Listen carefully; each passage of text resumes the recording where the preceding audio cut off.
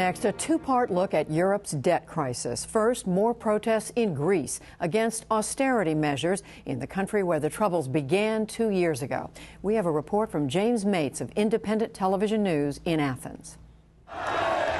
It is 20 years to the day since the Maastricht Treaty was signed to bring the continent ever closer under the euro. This afternoon, this was a German flag being burned in Athens. Before long, riot police were swinging batons and firing tear gas.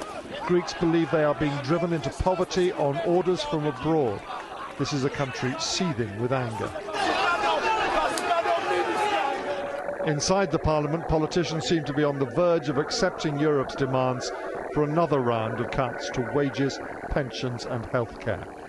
It's designed to reduce Greece's massive debts, but as anyone in this crowd will tell you, they've been cutting for 2 years now, and the debts have simply got bigger.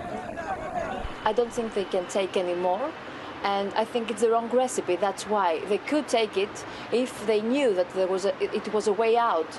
But from what it seems, it's not a way out. It leads us to deeper recession. What the Greek government is having to do today is choose between two appalling options: to take the medicine that Europe's prescribed, and with it years more of austerity and recession, no guarantee of success at the end of it, or to forget Europe's money, to go it alone, leave the euro, knowing that in the short term at least that would be even more painful.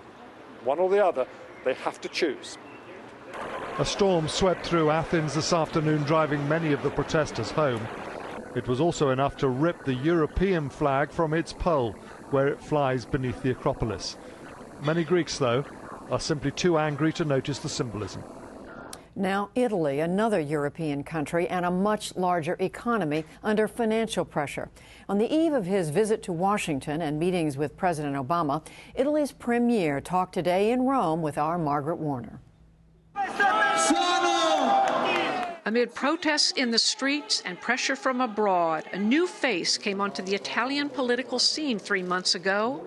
Prime Minister Mario Monti's mission: try to rescue the country's stagnant economy and unwind its massive national debt. If we will be able to take advantage of this opportunity altogether to start a constructive dialogue on general goals and decisions, we will be able to redeem the country and to rebuild the confidence in its institutions. Thank you. Italy had not fallen to the same depths as Greece, Portugal, and Ireland, needing bailouts by the European Union.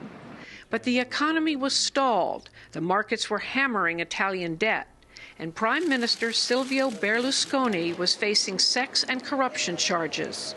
He resigned after he lost his working majority in Parliament over austerity measures the EU had demanded. With that, the Italian president turned to Monti. The former professor served as an EU commissioner for nearly 10 years, but has never held elected office. Now he leads a government composed mostly of other technocrats. They must try to ensure that Italy can continue to borrow on international credit markets and keep paying off a national debt that equals 120% of its gross domestic product. Among EU countries, only Greece has a larger debt load. Monti has pushed through budget and social welfare cuts, but he also has warned his European partners, especially Germany, that austerity must be accompanied by growth.